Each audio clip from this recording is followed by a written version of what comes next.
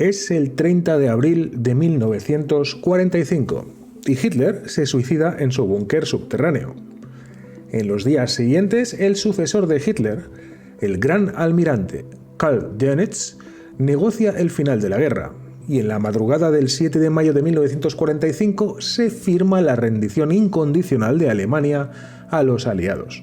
Después de casi 6 largos años de carnicería y destrucción, la guerra en Europa llega a su fin. Mientras la gente lo celebraba en todo el mundo, tropas alemanas luchaban contra soldados rebeldes de Georgia en la isla de Texel, en los Países Bajos, en la llamada Guerra Rusa. Las semillas de esta guerra se plantaron en abril de 1942, cuando prisioneros de guerra soviéticos de la República de Georgia enfrentaban una muerte segura por inanición o ejecución. Así que cuando oficiales alemanes pidieron que todos los enemigos del Reich dieran un paso al frente, ninguno de los georgianos lo hizo, y de esta manera concluyó la brevísima ceremonia de reclutamiento de prisioneros georgianos en el ejército alemán. Los georgianos eran combatientes poco fiables. El propio Hitler se mostró escéptico sobre ellos por motivos de raza, un tema central para las teorías demenciales de Hitler. En sus propias palabras, los georgianos no pertenecen a los pueblos turcos.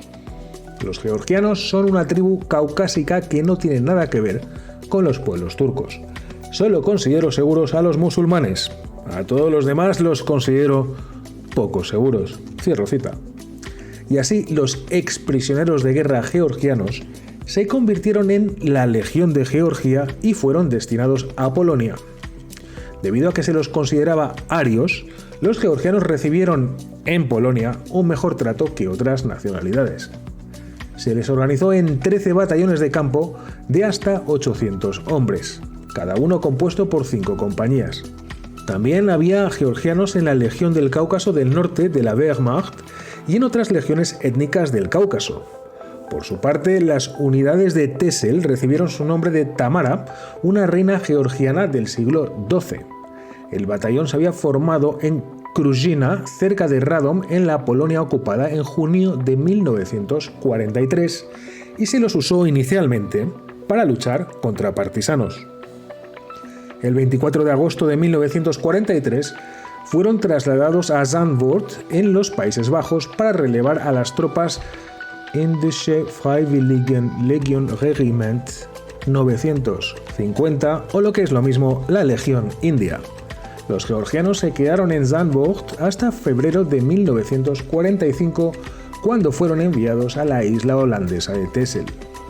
Pero a fines de marzo de 1945, los alemanes comenzaron los preparativos para trasladar varios batallones de la Legión Georgiana fuera de Texel para luchar contra las tropas canadienses, y esa fue la chispa final que desencadenó la rebelión.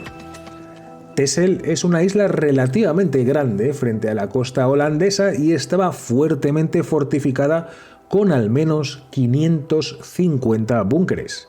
Era parte del Muro Atlántico o Atlantic Wand en alemán, un enorme sistema de fortificaciones costeras que se extendía desde la costa noruega en el norte hasta la costa española en el sur. El comandante del batallón Reina Tamara era el despiadado mayor alemán Klaus Bredner, un nazi fanático que quería que los aliados pagasen muy cara la conquista de Texel. Pero había un oficial georgiano, Shalva-Loladze, que había sido capitán de la Fuerza Aérea Soviética y comandante de escuadrón aéreo. Su avión fue derribado en Ucrania y se convirtió en prisionero de guerra. Se unió más tarde a la Legión Georgiana. Pero la experiencia de los georgianos con los nazis los había desmoralizado, y lo que vieron, además del maltrato que recibieron, les hizo desconfiar y finalmente hasta odiar a sus oficiales alemanes profundamente. A los soldados georgianos no se les permitió portar armas nunca, y los holandeses los llamaban rusos. Los georgianos contactaron de inmediato, al llegar, con una célula de resistencia holandesa en Texel. Discutieron si a estas alturas ya era útil rebelarse contra los alemanes, pero los georgianos los odiaban tanto que no necesitaron mucho debate.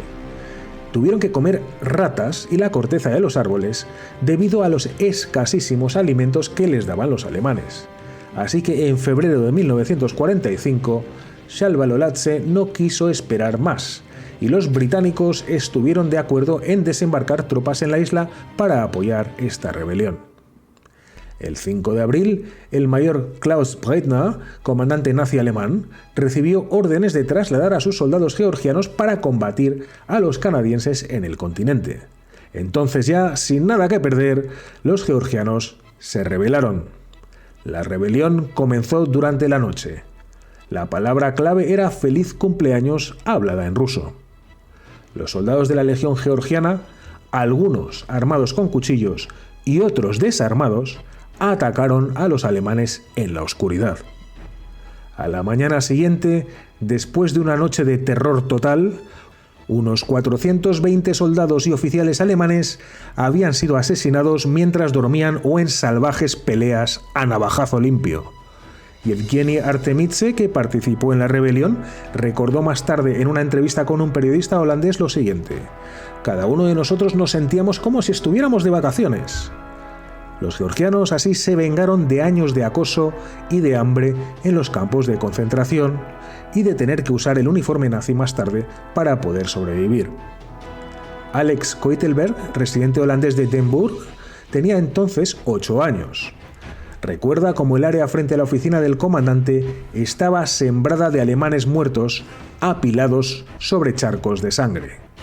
Pero los georgianos, armados solo con cuchillos al comienzo de la rebelión, no pudieron capturar las baterías costeras donde los alemanes se habían atrincherado.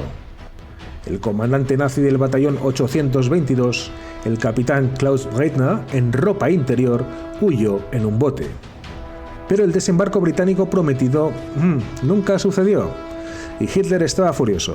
Siempre vengativo, envió de vuelta a Breitner con 2.000 soldados del 163º Regimiento de Infantería de Marina. Durante las siguientes 5 semanas, devolvieron la isla al control alemán, empujando poco a poco y gradualmente a los georgianos hacia el norte. Después de feroces combates, como por ejemplo el de Eyerland, cerca del faro. Los soldados alemanes peinaban la isla en busca de georgianos que se refugiaban con los lugareños. Breitner consideró a los georgianos traidores y los obligaba a cavar sus propias tumbas antes de ejecutarlos sin más de un tiro y sin juicio alguno. La lucha en la isla continuó incluso después de que las tropas alemanas se rindiesen en Europa, el 5 de mayo en Holanda y el 8 de mayo en Alemania.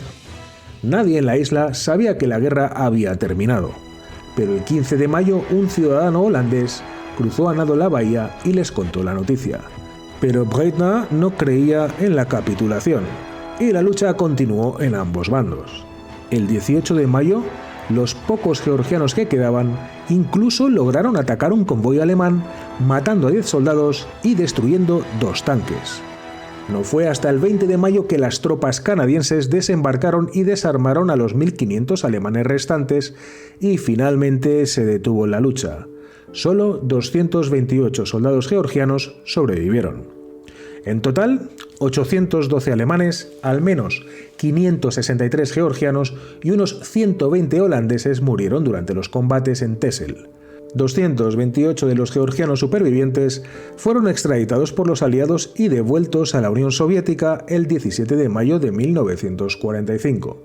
A pesar de las cartas de recomendación de la resistencia holandesa y del mando militar canadiense, la mayoría del personal militar georgiano fue sentenciado a varias penas de prisión, como no, por el gobierno soviético. En 1956, tras la muerte del camarada Stalin, los supervivientes fueron finalmente rehabilitados y liberados. Shalva-Lolace, líder de la rebelión, murió luchando el 25 de abril. Fue enterrado con sus camaradas en el cementerio militar georgiano de la isla, que lleva el nombre de Lolace. La población holandesa local lo llama el cementerio ruso y a la rebelión la guerra rusa. Espero que os haya gustado el episodio. Si es así, ya sabéis, por favor, comentad, dadme un me gusta y recomendad el canal o suscribíos si no estáis suscritos. Y si no os ha gustado, pues como siempre, muchas gracias por haberlo visto hasta el final. Nos vemos en el frente.